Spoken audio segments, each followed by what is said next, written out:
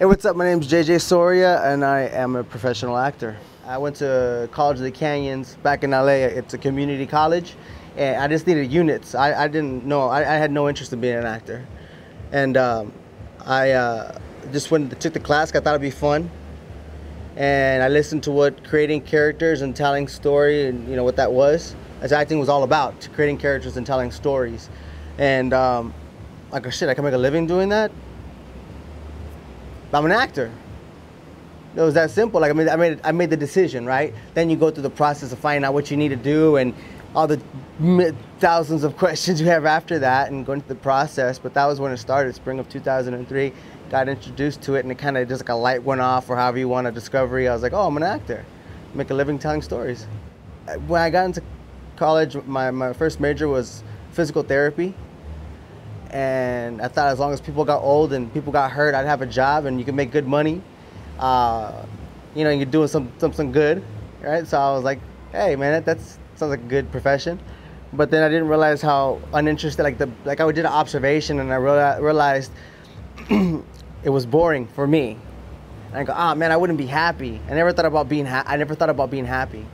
And then that's my journey about finding my way to acting. Is kind of came about. I thought about psychology because I was always interested about how people think and why people think the way they do, and that's what I do with characters now. So it's part of it for me. It's that I find a stimulation in.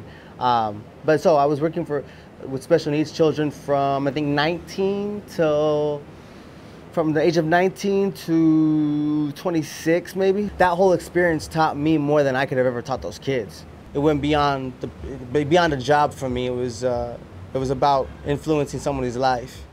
The Oath is about a cop gang, dirty cops that are, we don't specify where we're at location. Cop gangs are all over, but it's more so about family. That's I guess that's the overall story is about family. They get the family of our gang, which is the Ravens. And then you have, or the characters have, their outside family or their backstory of, maybe it's a lack thereof family. The only family they have is the Ravens. My character, Pete Ramos, has his wife and daughter at home, or, had last season. So we're in a different, if you haven't, now where we're at in this story, he's trying to fight to get his family back. The way I described the Oath, or the character Ramos, or like this opportunity that Joe Halpin gave me, is I felt like Scrooge McDuck. He had this show called DuckTales back in the day, and Scrooge McDuck would jump into there's the pile of coins. I looked at this material as that pile of coins. I'm like, you're giving me this to work with? So I'm having a great time through this journey. I'm proud of the work that I'm doing. I think it's my strongest performance to date. And that's what I judge off of. I'm just trying to be proud. I'm trying to be proud of the work that I do because this is my life. I only got one shot at it, and my time is very precious. So the things that I do, partake in life better be worth it. And this thing is worth it.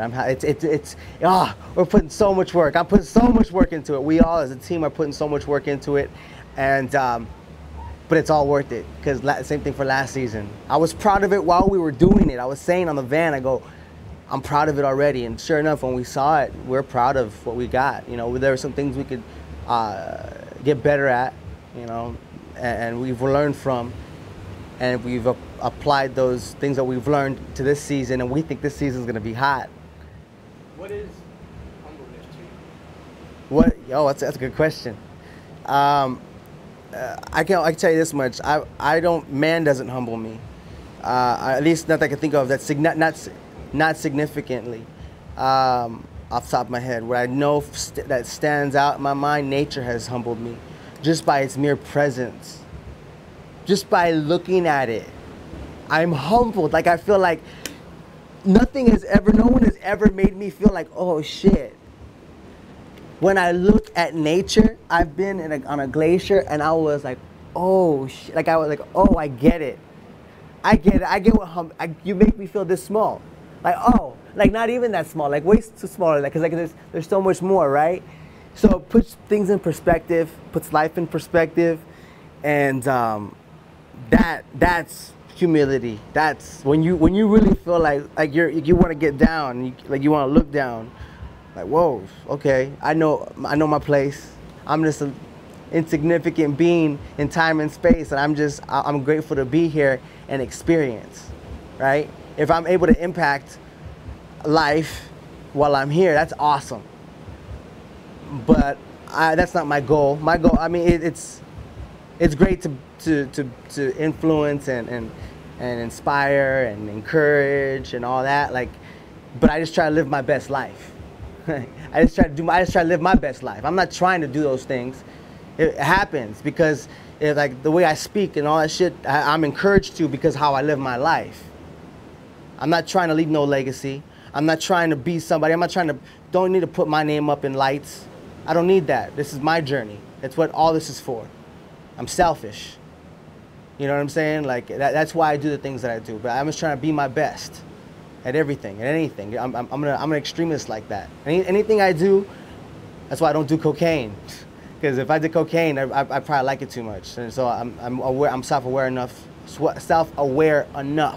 to know things like that. And but in the way that helps me in my life, it benefits me, is by being an extremist. I do things like try to be an overachiever or whatever for me. You know, like I'm like, what's my potential? Whether it be jumping rope, doing laundry, acting, being a best son, whatever. I just want to be my best. What I've learned in life is start off by being honest with yourself. You can say brutally honest, or just get to the core, get to the reasons why you do what you do, why you believe, why you think the way you think, why do you get upset for the things you get upset at. Take accountability for yourself, and you'll start to empower yourself, because once you start looking at the person in the mirror and you could look in your own eyes, and once you gain self-respect, like for yourself, you know what I mean? Like once you could really look at yourself and be like, I'm proud, I'm happy, I'm proud of that person that I am, that I see in that mirror. Not based off what you have or whatever. Listen, I still live in LA and I have a freaking little apartment. I pay a little over $1,000 a month or whatever. That doesn't make me. Materialistic shit don't make me. That shit comes and goes. I mean, and even if you looked at me less of me because of that, because of what I don't have, that opinion doesn't mean it holds no weight to me, right? So like, to have that type of strength within yourself where you don't care about what people think about you is very empowering. And then you start to go from who you really are. Your motivations for doing what you do are not influenced by the outside or what's around you, what people say, how you'll be perceived. You do the things you do because of how you feel, you know, and what you believe. Like, I believe I'm powerful. I believe I'm a superhero. In my world, shit, why not? Why not? Thinking he could call me crazy, that's my reality. You know what I'm saying? So again, this is my journey, my story, and I'm doing it, I'm living it. And hell, I feel good. I feel good pretty much every day. And you know, there's times, you know, you get slumps. Mom had cancer, and you know, or things like just things in life. Life happens, right? But overall, we got this one shot, and I'm truly grateful for it. So I'm going to live it my way, you know?